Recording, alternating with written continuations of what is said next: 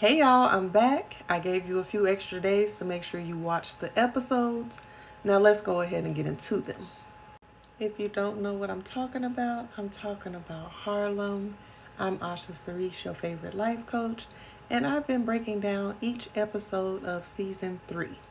So, Harlem is on Prime Video if you want to check it out if you don't know what I'm talking about, and definitely be prepared for the spoiler alerts. Let's talk about episode 5. Let me remind you that I'm going in order of the episode. So it's going to be all over the place. You got to keep up. I got my notes right here. So, on the last episode, season 3, episode 4, Quinn hears Seth after they have expressed themselves to each other. They have shared their growing love for each other. She hears him answer the phone talking about, hey, babe, hey Sabrina, I love you too. I'll see you whenever, babe, whatever. So y'all was in the comments talking about, oh, I hope that's his child. I hope it's this, hope it's that. And I told y'all he was on that poly stuff. But let him tell it, he's ethically non-monogamous, which is what we see in a lot of dating profiles these days. I wanted to look it up to see what the difference is. So ethical non-monogamy, or E&M, is a broader term encompassing any consensual relationship style where individuals have multiple romantic or sexual partners, while polyamory is a specific type of ethical non-monogamy where someone actively pursues and maintains multiple loving emotional relationships simultaneously. Essentially, all polyamory is ethically non-monogamous, damn tongue twister, but not all ethical non-monogamy is polyamory. Even more confused. I hope y'all got it. Okay, it's broken down a little bit more here.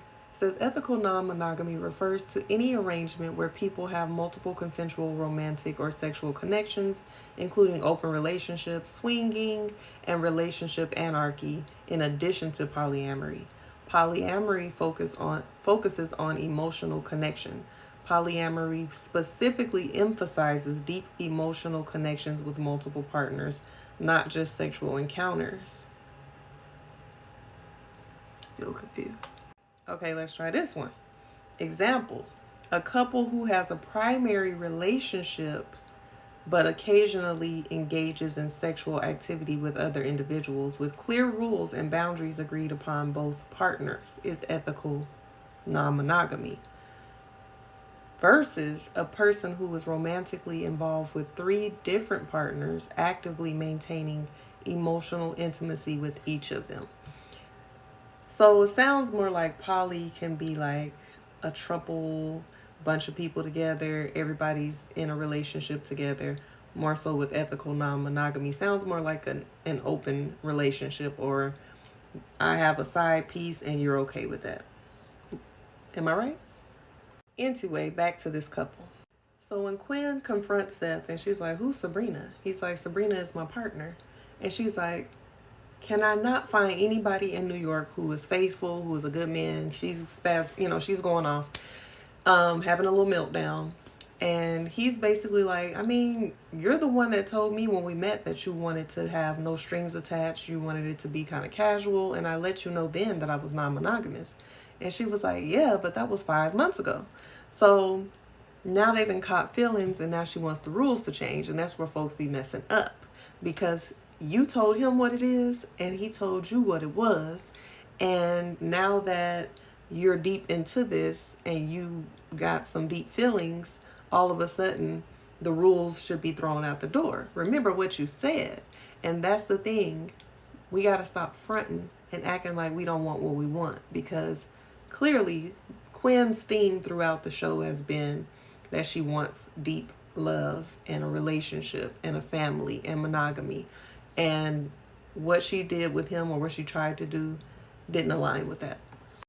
He kind of compared having multiple partners as people who have multiple friends. You're able to maintain multiple friendships because these different friends have different roles in your life. And so that's basically how he handles romantic relationships. And he says he has the capability of loving more than one person at a time.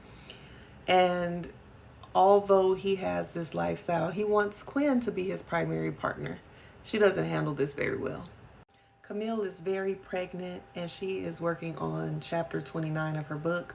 If you recall, her editor or publisher told her that she had to submit all 30 chapters of the book in order to get the rest of her advance. So she's been working very hard and diligently to get this turned in. Quinn is working on planning a baby shower for Camille. She is really resistant about it. She doesn't want to even have a baby shower, but Quinn is really trying to convince her to go through with it. Ty and Eva very much on their lovey-dovey-ish. They're out and about shopping for sheets for Eva's place because Ty had been clowning on how uncomfortable the sheets are.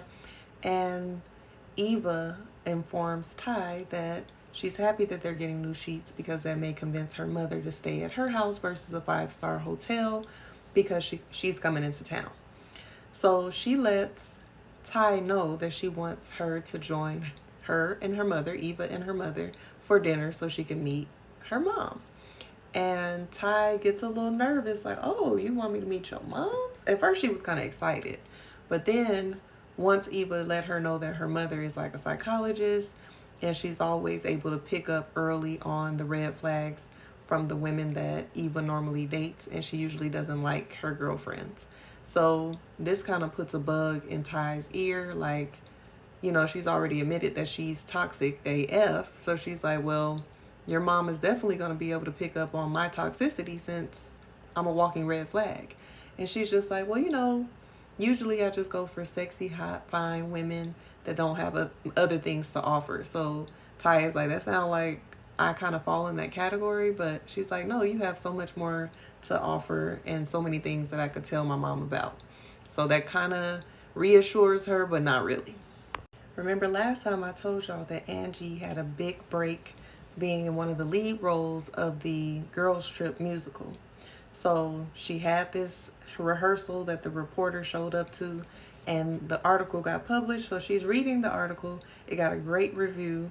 She's reading it to her man Mike, and he gives her this little dry ass congratulations. He did have to work. He was rushing out to go sell clothes on a property. But it was just super dry. It was very much lackluster. And he sat down on the edge of the bed and they talked, and she was just kind of letting him know that she was feeling the vibes. And he basically said that she hasn't been paying him any attention, and hasn't even realized that this was his first house that he sold in over a month.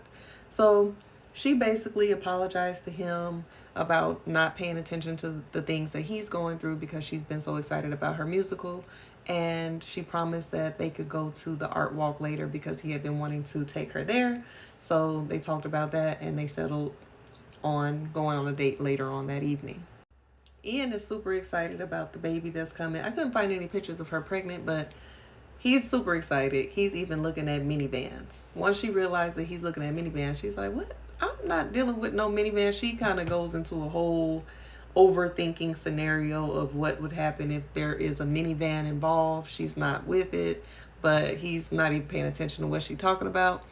She ends up telling him to make sure that he brings the food and the cake for the baby shower because he did agree to do the catering, bring the cake, and handle the plate list. So he's like, oh yeah, I got it. And then when she walks off, he's like, oh, I forgot the cake. So guess who he calls to help him with the cake? His woman. His woman is a baker, I guess. And so he asked her if she could repurpose one of her cakes for the baby shower. I don't know why I can't find pictures from the baby shower, but I'm going to just use this to talk about it. So it was kind of messed up in the beginning. Ty showed up late. She was supposed to be helping greet people. She was supposed to come early. She's worried about meeting Eva's mother. Ian was late with the food. When he does show up, Quinn's mom starts judging him about, that's all the food you got. The cake wasn't there on time. Camille is also running late. She still can't even find nothing, or she has something to wear that Quinn helped her with, but she doesn't really like it. Her car is outside. It is just all kind of stuff going on. And watch the next video for the rest.